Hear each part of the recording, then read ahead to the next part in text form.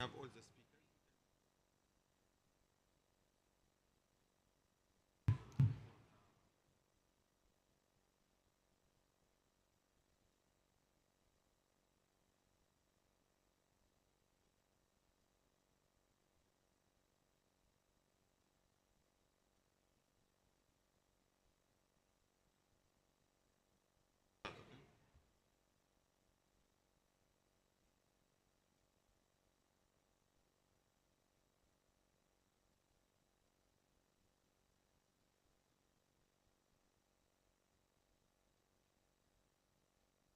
Okay, good morning, good afternoon to all our followers online from different time zones. My name is Khalid Al Tawil. I am the Senior Program Coordinator of the UN Food System Coordination Hub, and I'll be your moderator today in this very important event about empowering transformations, the role of multi-stakeholders in food system and climate action.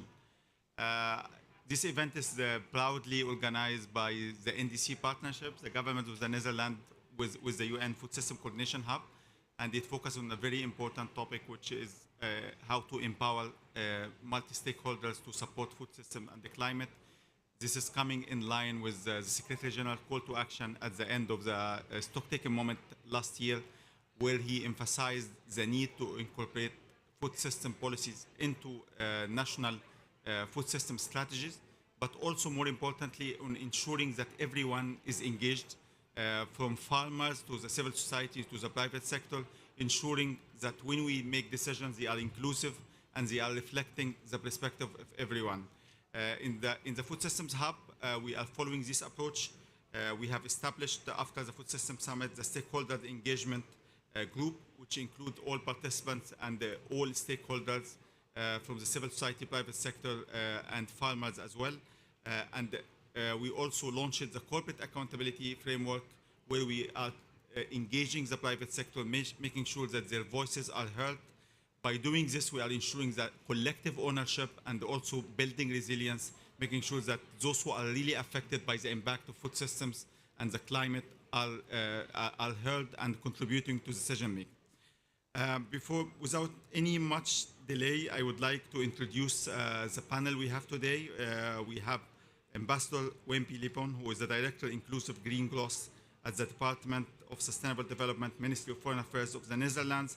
We have also Mr. Stefanos Foutou, who is the Director of United Nations Food System Coordination Hub, Dr. Shakantala Harkinich, who is the Director of Nutrition, Health and Food Security in CGIR, and also the Chair of the Food System Coordination Hub Scientific Advisory Committee. We have also Ms. Nazgul Cirkulineva, who is the Director of the Department of Agri-Food Markets and Processing in Kazakhstan, and she is also the National Convener for Food Systems.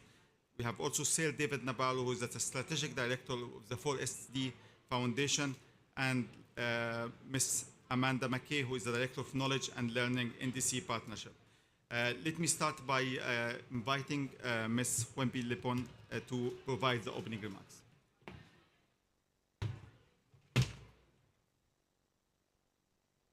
So thank you very much and great to be here. So we do really recognize all that food systems are heavily impacted by climate change. So nearly a third of the global greenhouse gases are linked to food production. And so the urgency to transform these systems is, to be honest, never clearer. So these numbers are really not only statistics.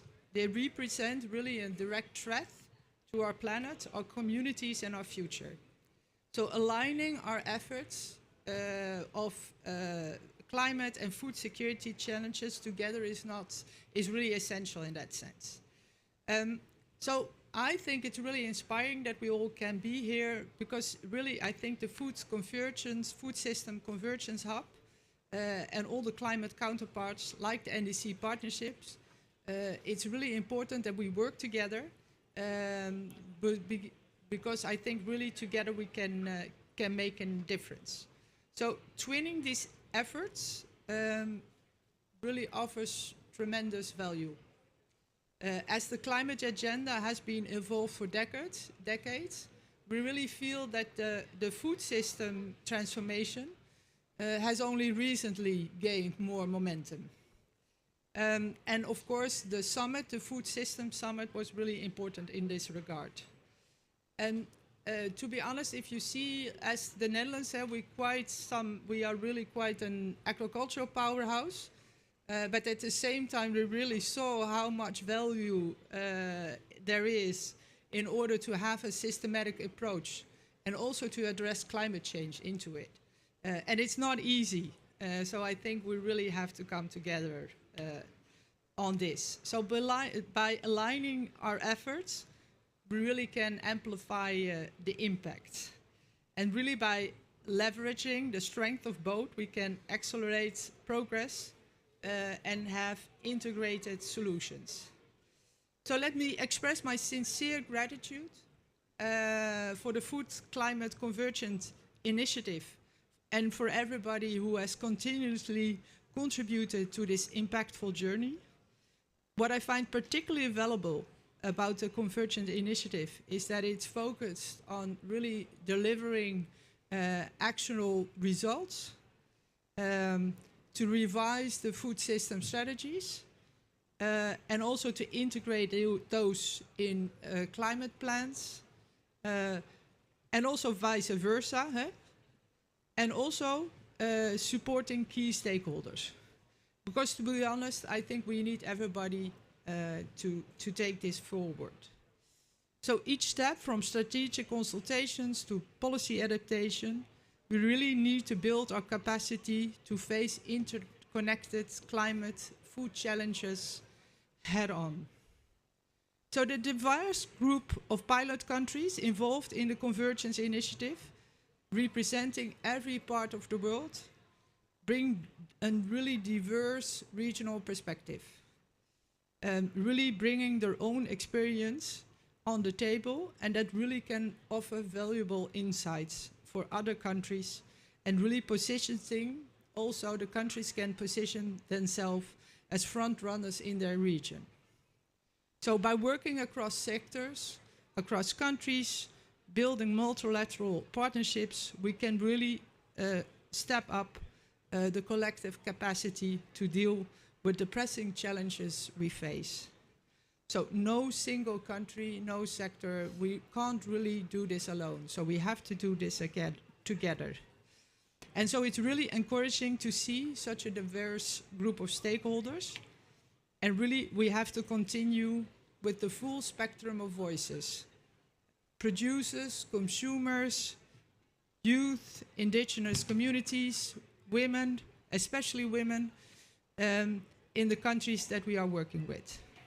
And so let's also make sure that all the voices are included when we are making national plans and decisions, because that is also really important in order to have the broad support in the community to take the plans to advance the plans. So maybe just to end, I think we have to focus our attentions also very much to the countries that are most vulnerable to the impact of climate change. Often those that have contributed the least to the global emissions, but stand to gain the most from an integrated food and climate system approach. And moreover, it's also important that we see this as a long-term effort. We will have a bumpy ride, but I think it's really important that we stay on the road and stay on course. So let's keep the momentum going and really look forward to the panel. And I count, I think, on all of us to make a really advancement in this agenda. So thank you.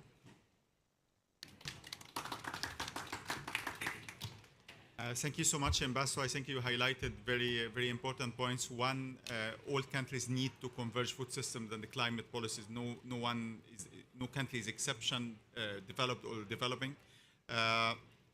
We need also to ensure multi-stakeholders and inclusive approach where all inputs are brought for discussion. And third, what you highlighted about focusing on the most left behind countries that are suffering the most from the impact of climate change. Let me take this opportunity also to thank the Netherlands for their support to the Convergence Initiative. Now it is my pleasure to invite Director Mr. Stefanos Foutou, Director of the Food System Coordination Hub, to also provide us with setting the scene about convergent food systems. Over to you.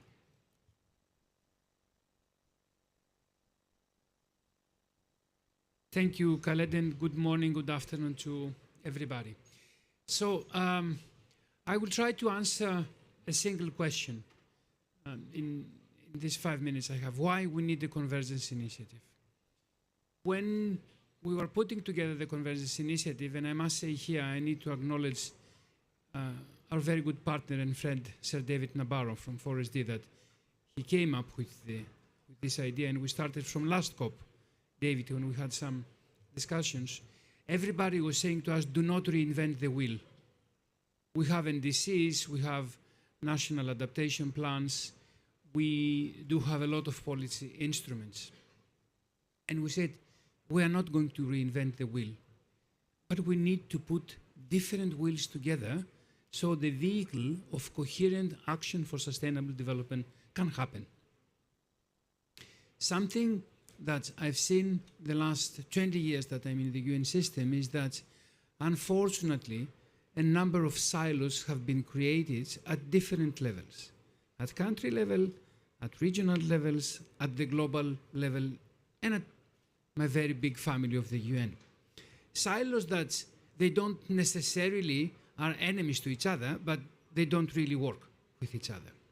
So we saw a fantastic opportunity, if you want to say so, on putting together action that it's already happening at the country level, climate action, through the work for the NDCs, through the work for the national adaptation plans, and another work that it started about 4 years ago, the UN Food System Transformation work, which established very solid structures at the national level. We do have a very big network of 155 countries that they have appointed what we call the National Food System Transformation Convener.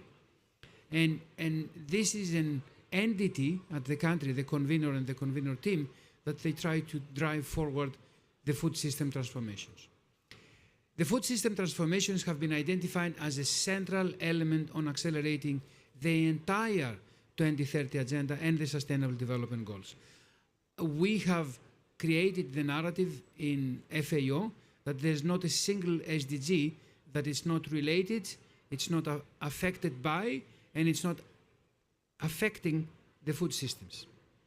So that's why the food systems have been actually identified last year in the SDG Summit as one of the 6 acceleration areas that we need to focus if we want to make the Sustainable Development Goals happen. And we want to link this ambition with the ambition of the 1.5 degrees. And we do believe that we came up with an initiative that is going to do 4 things. One is to put together the different actors at the national level that they work on climate and on food systems. And until 3 weeks ago, I was even asking myself, isn't this happening already? And we had 3 initial workshops of the Convergence Initiative in Kazakhstan, then in Brazil, and then in Indonesia. And we see that it's not happening. And it happened first time because of the Convergence Initiative. And I want to thank here the government of Netherlands that support this initiative. We had all your 3 ambassadors in this country opening the workshops. And we did hear from the countries to say it is the first time ever that an event organized by the Ministry of Agriculture is including climate issues, or vice versa. And we heard in Brazil that it was the first time ever, in Brazil they have 2 ministries of agriculture and a Ministry of Environment, that all these 3, they came together. And it was extremely lively to see what was happening in these workshops, because I'll give you one figure. In one workshop in a country, we started with 50 participants and we ended with 60. Do you know why? Because every day the participants were finding additional missing links in this effort to join the food systems and climate action. And they were saying to us, you need to invite this, you need to invite that. And we are doing this. The second element of the Convergence Initiative is to try to, as having as a milestone, as a first milestone, yeah, because the convergence is here to stay at least until 2030. As a first milestone, the COP30 in Brazil. And we have promised to our supporter and funder, the governor from Netherlands, that we'll have 7 to 8 countries that they will create what we call convergence action blueprints.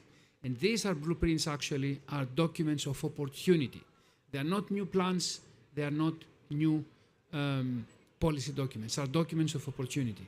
And I'm very happy to say that in these 3 workshops we already have the 3 first drafts, and 4 additional workshops are coming in the next 2 months.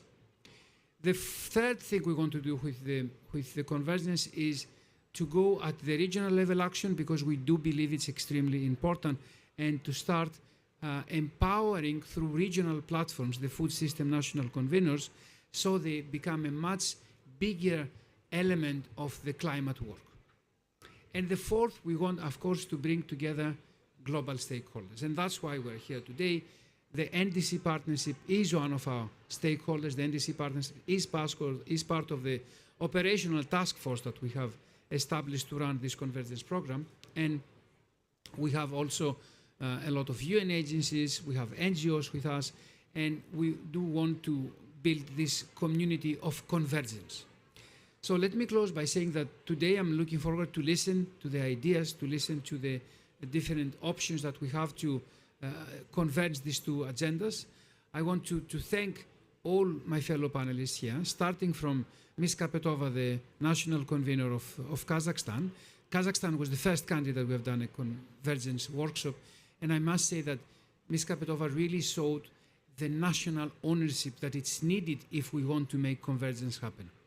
I want to thank our friends in the NDC partnership, of course, because they are part of this, and we want to put together our efforts. Sir David Nabarro from 4SD, because he is an intellectual spirit behind the Convergence Initiative, and of course the government of Netherlands for giving the support and making this happen. So I'm looking forward to a fascinating event and a fascinating 2 or 3 years in front of us. Thank you so much.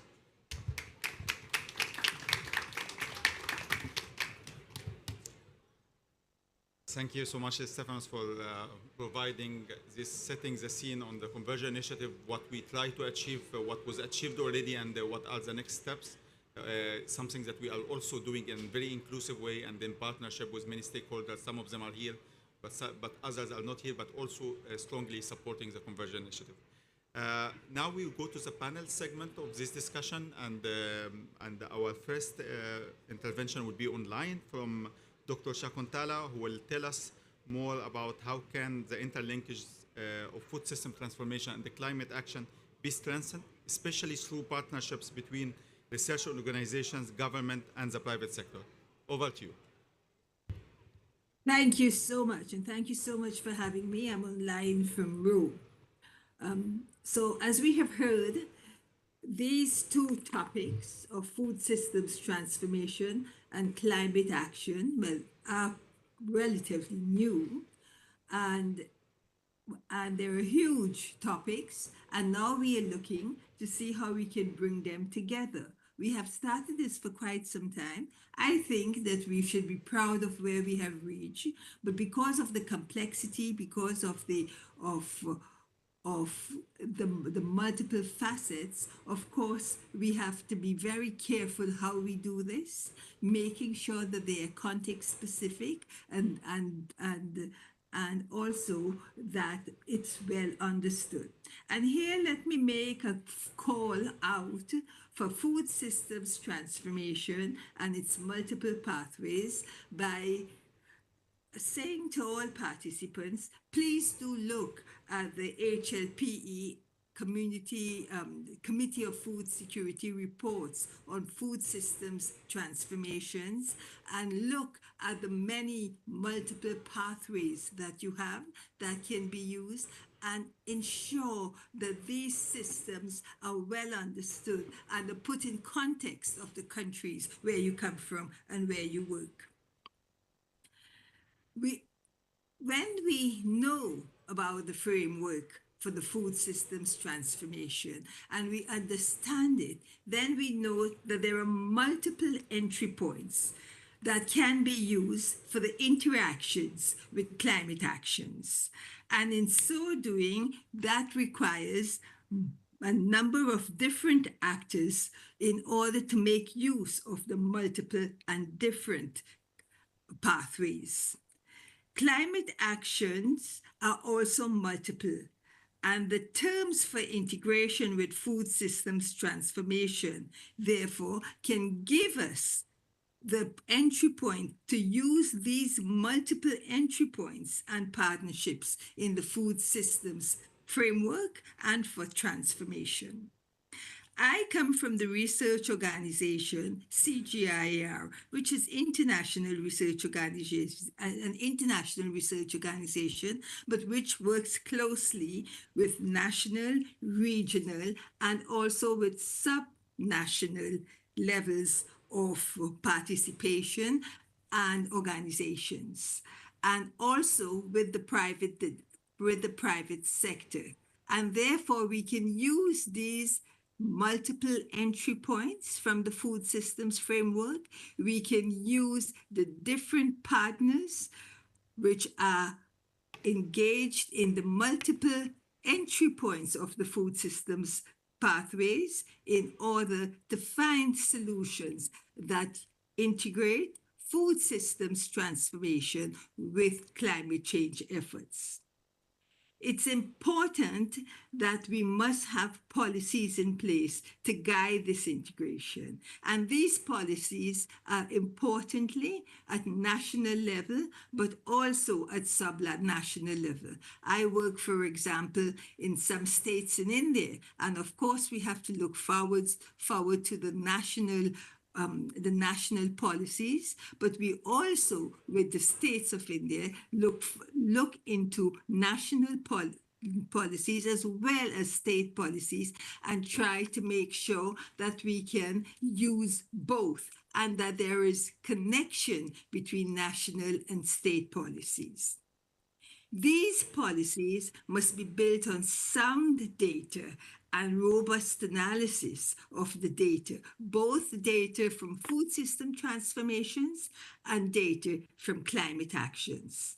And in order to do so, investments are needed to generate the data, not only the generation of the data, but also the tools that we put in place and the methods that we have to develop in order to get the data and in order that we can use the data to inform and shape policies at different levels. For this, there is a clear role for international, regional, and national research organizations working together. And there is also the need for investments in these organizations so they have the staff in place and not just the staff in place, but also the instruments in place in order to make this connection between food systems transformation and climate change actions. Let me give a few examples. For example, if we consider the use of water to produce nutritious vegetables, and also for the production of aquatic foods. This is one example where we can make sure that we use water most judiciously for food systems transformation and for producing nutritious and climate-friendly foods. Another example is, for example, the use of plastics for transformation and storage of highly nutritious and perishable foods, such as fruits and vegetables.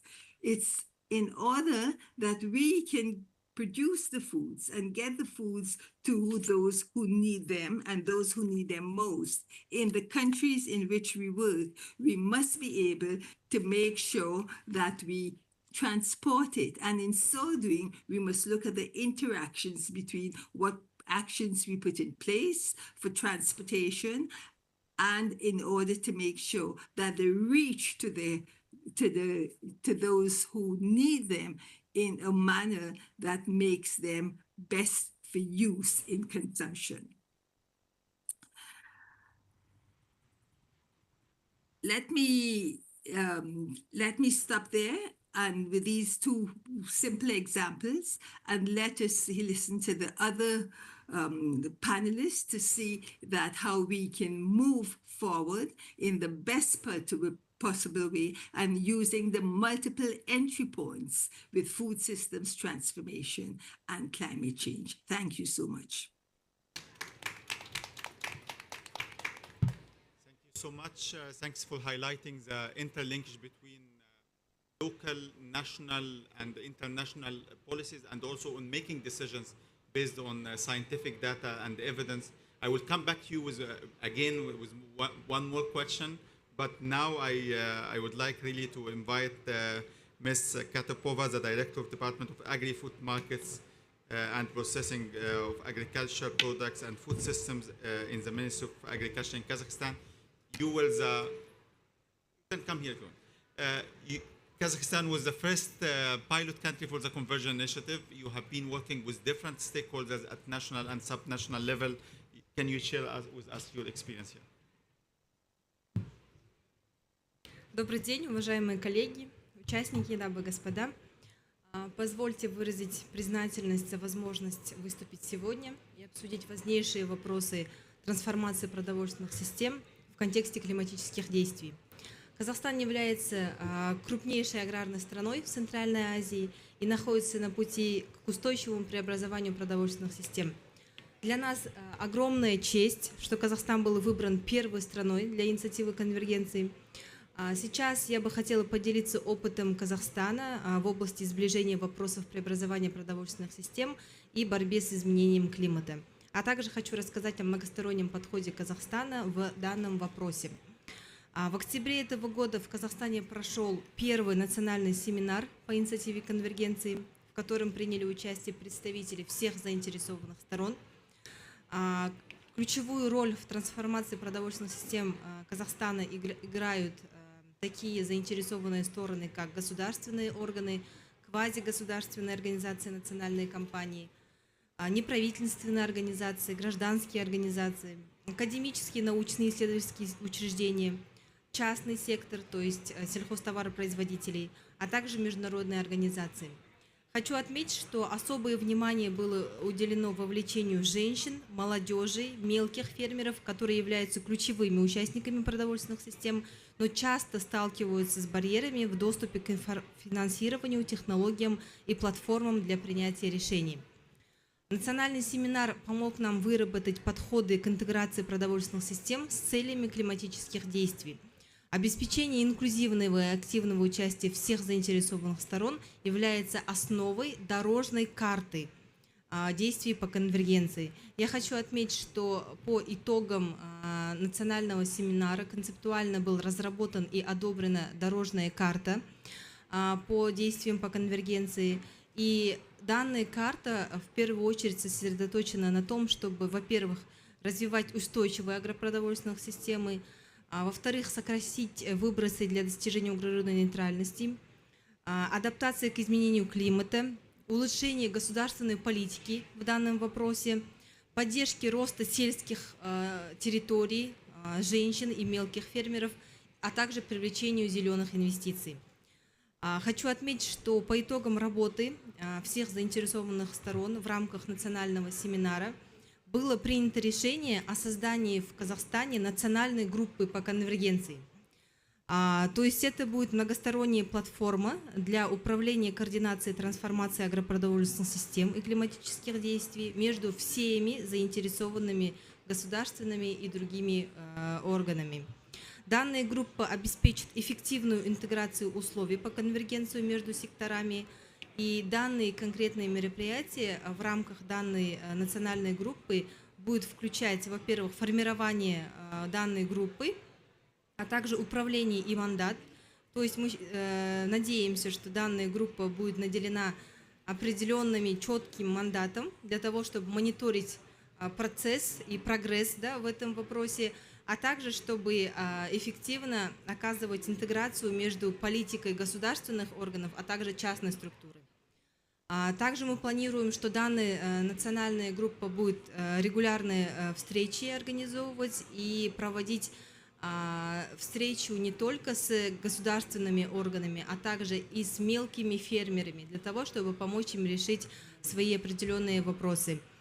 С учетом наших национальных усилий и вызовов, стоящих перед миром, мы призываем участников к активному участию в создании многосторонних механизмов для трансформации продовольственных систем.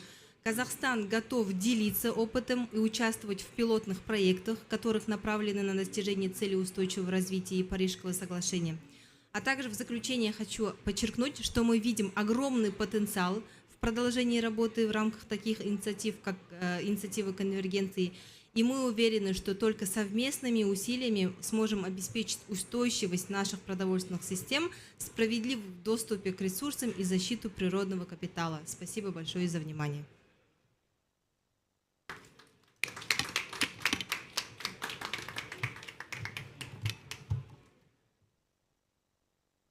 Thank you so much, Ms. Katipova, for the success of the national workshop in Kazakhstan, and also for the progress in producing the convergence blueprint, having a vision, interventions, and milestones, and also a monitoring system that will guide your work in the coming months and years, with the support also of the UN system, including the Food Systems Hub. Now it's my real pleasure to invite Dr. Sir David Navarro, Strategic Director of the 4SD Foundation, who will tell us more from his experience and from his work on the Hub on how to encourage the engagement of relevant sectors and stakeholders, and what are the factors of success. Over. Thank you, Khaled, and how wonderful to be here with such a cool group of panelists. My name is David, and yeah, we're a small group, but we're the best group in the whole of the COP today, because we're talking about the subject that is so important. You know, all of government has to struggle with the common tendency to fragment and to have different ministries and departments and subgroups who tend to compete with each other. And that fragmented governance is reflected in our societies. It's reflected in our world. And so this initiative is simply about trying to make it easier for people to work together for the good of humanity and the good of the planet. So it's trying to make the nexus at the interface of agriculture, food, nutrition, water, climate, nature, and livelihoods, to make that nexus come to life where people are working and living. But even in the high-income countries like my own country, the United Kingdom, the fragmentation of government and competition between different interests in government makes it very difficult to bring things together, particularly because you have private sector, farming interests, and others who align around different parts of government and occasionally even increase the fragmentation. So this initiative is about finding ways to actually reduce that tendency to fragment and to increase cooperative working. There are three areas that really matter. One is policy, and that's why we're here in the NDC pavilion, because the NDCs, the other key documents like the NAPs and the NBSPs, these are policy documents that indicate how the convergence has to happen. But policy on its own is not enough. You also need governance to make sure that all the interests that we've heard about on the panel already are fully included. and to ensure that implementation takes place in a way that connects different issues together. Often they're connected at the capital, but when you get to the local community, different interests, different government departments work separately. So it's to bring these interests together and to help them to function together that the Convergence Initiative is helping to make happen. We've got a big project ahead because actually, as you heard from Stefanos, the Food Systems Coordination Hub works with 155 countries who've got national conveners. There were 160 countries a year ago endorsed a declaration to bring together all these different interests. And everybody wants this to happen and to happen fast, because otherwise agriculture and food are badly in danger. So that means through the Convergence Initiative, we work with governments. Kazakhstan here is our beautiful example, thank you. We work with governments and other stakeholders to make sure that the structures like the one you described, the task force, are set up and are properly working. We want to make sure that they actually do bring different parts of government together so that trade-offs turn into synergies that are good for people and planet. And then we want to check that they perform properly and that we don't have areas that are left behind where perhaps the convergence is not happening. And then lastly, but perhaps most importantly, to ensure that this convergence is accountable back to the people, to rural communities, to urban communities, to farmers, food workers, and others. So, how are we going to do it? We start with the pilot countries that we've discussed, that Stefanos introduced. But what we really want to do with the NDC partnership and others is to ignite a movement that counters fragmentation and encourages working together. Won't be easy because the forces that encourage separate governance and fragmentation are very, very strong. Thank you for the chance to be here to share what it is we're doing. But most of all, thank you for being committed to making convergent approaches on food systems happen and happen quickly. We look forward to coming next year and sharing results which are going to be fabulous. Thank you again.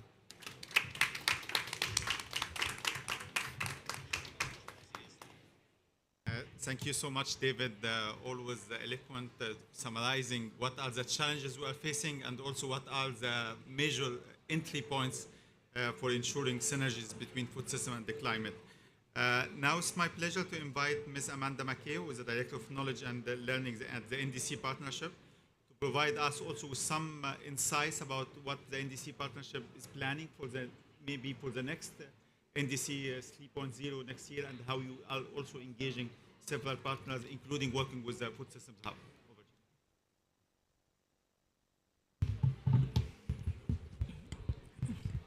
Great, thank you. And first of all, welcome to the NDC Partnership Pavilion. We're very happy to be hosting this event this morning, and exactly for the reasons a lot of the speakers have already highlighted. This is really core to the work of the NDC Partnership, is bringing together different ministries, different actors, and really ensuring a joined up approach. So just to quickly introduce, for those of you who aren't familiar, the NDC Partnership is a coalition of countries and institutions working to drive ambitious climate action and the Sustainable Development Goals. We work at the service of our developing country members who submit requests for support that we then respond to through our immense network of partners to deliver a tailored package. So I wanted to just share a little bit of insights to start in terms of what we're seeing on food systems and climate action within the partnership. To date, we have just under 100 countries who've requested support through the NDC partnership to develop and implement their NDCs. And based on these requests, we're actually able to understand some of the trends. We have a database where we capture this. Half of the requests for support, actually, let me take a step back. So if we look at food systems requests, we can tell you a little bit more about what they look like. Half of them half of our members have requested support on food systems. So I talked about 100 countries. Half of those have requested something within their support requests to the NDC partnership on food systems. So that's actually quite impressive in terms of how this is feeding into the requests.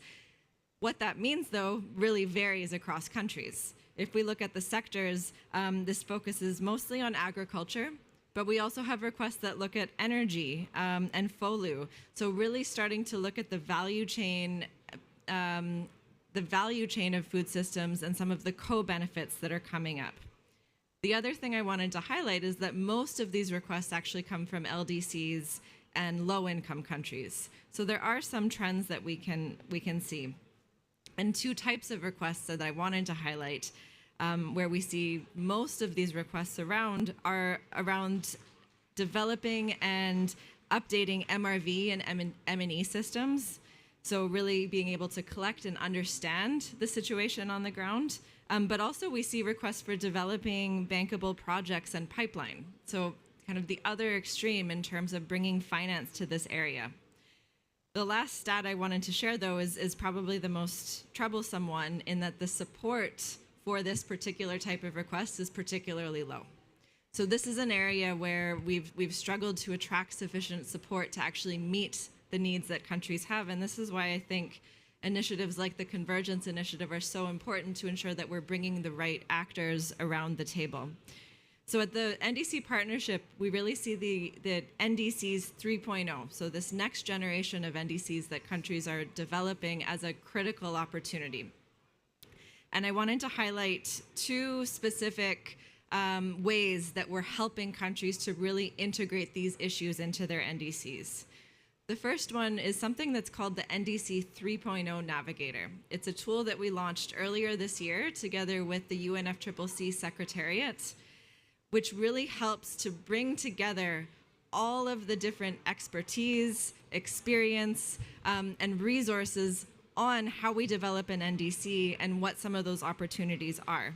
And we've structured it into routes that respond to the global stocktake and help countries to raise the ambition of their NDC.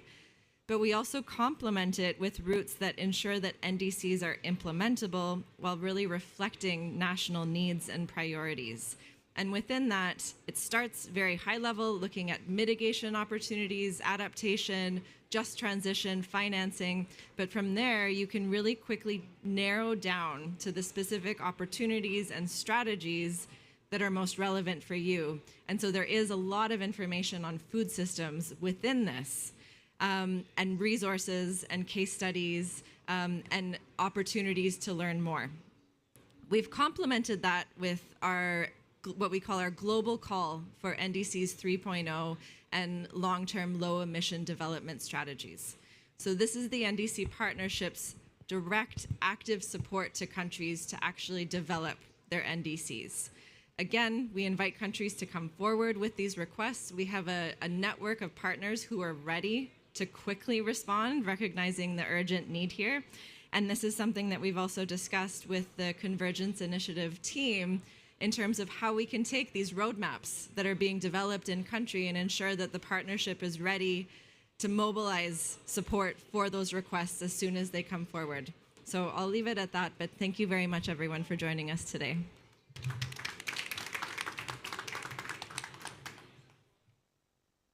Thank you so much, Amanda, really, and we are really happy with the partnership we are doing with the NDC partnerships in supporting countries transforming food systems and the climate together. In particular, I think the NDC Navigator is a very important tool, and in the second round of the Convergence Initiative pilot countries, I think this is something that will be very useful for us. Okay, we have some time for questions, but before I go for questions and ask Stefanos will conclude this session, maybe for each of the speakers, all of you, I think, is a common thread that while engaging multi-stakeholder is something that should come naturally, but it is not happening in many places, including, as David mentioned, in the UK and the developed countries. What would be one concrete advice to ensure that everyone is heard and we have an inclusive approach toward food system and climate actions? Maybe we start with you. Yes, no, thank you. I think this is one of the essence of what we're discussing. I think in the Netherlands we learned a lot by building polders. If you want to make a polder, if you want to keep the water out, you need to come together, put all the stakeholders together. And I think that one of what I learned also from the Kazakhstan example, I think putting people in one room, that would be my advice. Okay. Thank you very much. I'll try to build up on this. So put a lot of people in one room with someone that it's keeping a neutral convening role. And we are proud that we have the Food System National Conveners to do this. So I think that the Food System National Conveners are not only there as a government focal point, but the one that it will really convene at the country level, the multiple stakeholders. And we have seen this willingness happening because they do want to have a whole society approach.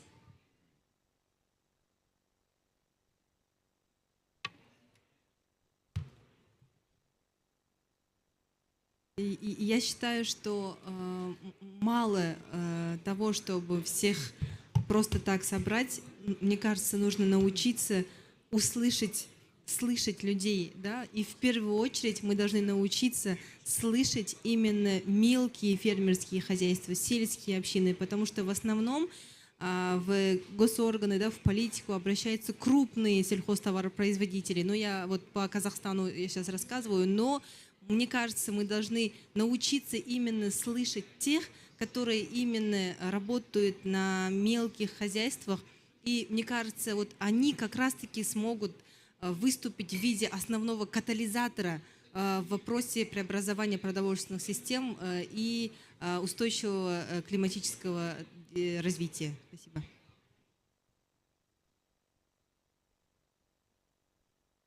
So let me actually just compliment, because I agree with all of that. And I think one of the most critical things is when we do bring these groups together and have these conversations, really ensuring that there's a plan to take it forward.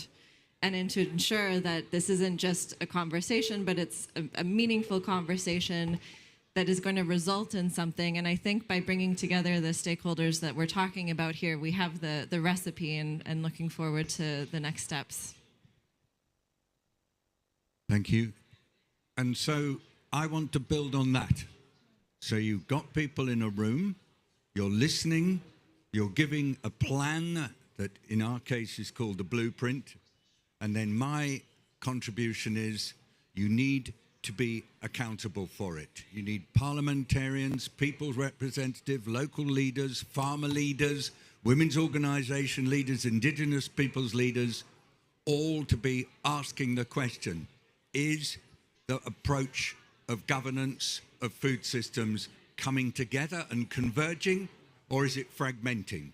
If it's converging, is it meeting us where we are and understanding what we want and responding to our needs, yes or no? Yes. Is it making a difference to people's livelihoods and to the planet? Yes. Then we've done a brilliant job. And the example of the polders is one of the best, because if they hadn't worked together on the polders, there would not be 1/3 of the Netherlands. So thank you, ma'am. Thank you. I wouldn't miss a comment also from Dr. Shakantala online. Thank you so much, Khalid. Let me give one big challenge that I see, and that is the way the narrative is shaped and the way the narrative is told. There is too much concentration on the problems and issues that food systems pose to climate change. There are many examples. For example, we've heard about the large percentage of greenhouse gas emission, the use and conversion of land, the use of water, and the use of energy. I do think what is important is that we change this narrative and change it quickly, to not focus on these challenges, but to focus on the solutions that food systems transformation have for climate action. Food systems transformation has the potential to generate multiple solutions for the effects of climate change. Let me give some small examples that are ongoing and need to be quickly scaled up. And in doing so, using the data that we have, generating more data that we need, using the research and investments for research to generate the data that's reliable and to put the data to use. An example I want to give is the use of solar energy for solar energy for the way we use energy in food systems transformation. There is much more we can do. There is much more investments we can do with respect to solar, and there's much more applications that we can do right now. We have the technology already, and we can change the problem into solutions. We can also use solar energy, for example, for water transportation. We know, for example, in many countries, this is a huge problem, especially for women. We have seen and read about the use of seaweed in dairy cattle feed to reduce methane production. There is much more research we can do on this topic and reach much further in the reduction of methane. And importantly is also another example is the reduction in food loss and waste and promotion of circular economy. Another example that we have seen over the recent years is the use of seaweed for food packaging. So with the use of data, with the use of science, with the use of using the science, not just in better off countries, but also at all country level, we can employ the research that we have, we can generate more data, we can better use this data, and we can use investments in order to use the data into solving solving the problems, and not just talk about the problems, but talk about the solutions that food systems have in order to get us further. And of course, here is where we need partnerships between the research organizations at all levels, the international research organizations, both national research and national research organizations. And for this to happen, we must also give and shift the investments for the capacity development of younger researchers at all levels, both national, regional, and international.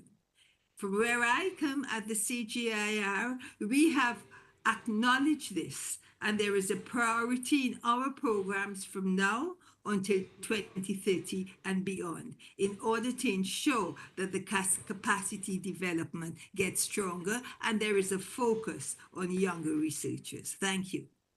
Thank you so much. So ensuring that we have a narrative, we have a plan, everyone should be included in the same room, and at the same time, we have also accountability mechanism. Thank you so much for all the interventions. I would like now to hand over to Mr. Stefanos Fouto, who will give the closing remarks. Stefanos. Khaled, thank you. And I'll be very short because I think we have made the kind of main recommendation here.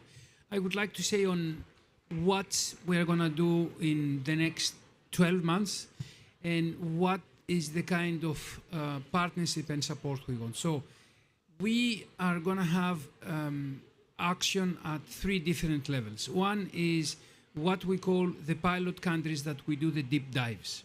And this will be, we have promised to our donors 7 to 8, we will give you 10, I think, at the end. And we have 4 workshops coming, in 4 countries in the next 2 months, and we have 3 countries in the pipeline that we're negotiating right now. The second is we want to start also another effort to inspire convergence dialogues without asking for a very big deep dive.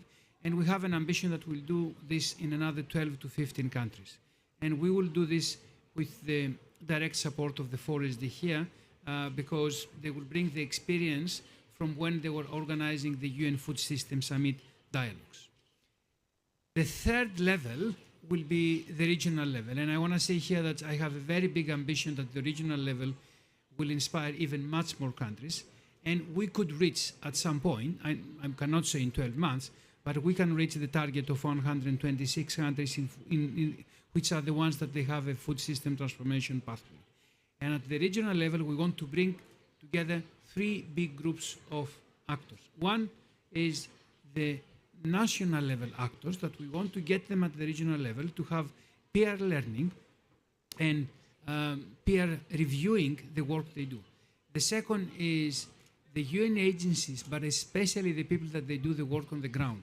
I insist, and I say to my colleagues, and they know that sometimes I'm a pain in their neck, I say, no, you should not go to the country and tell and run something. You should not go from Rome or from New York and say this is the way to work. We should empower our colleagues in the national level to do this work for us. Because if we just fly in from New York, from Rome, from the different headquarters of the UN, we will achieve nothing. And the third will be to bring all the, not only the 130, not only the 200 partners of the NDC partnership, but to bring more people there that they will understand what we do. So I think with this, in the next 12 months, we have an exciting trip in front of us. And I would really like to ask all of you to go back to your constituencies, go back to your governments, to your partners, and say, be part of this convergence work, because it's something that it will have a lot of results, not only next year, but towards the big milestone of 2030. Thank you very much for all of you for being here. Thank you.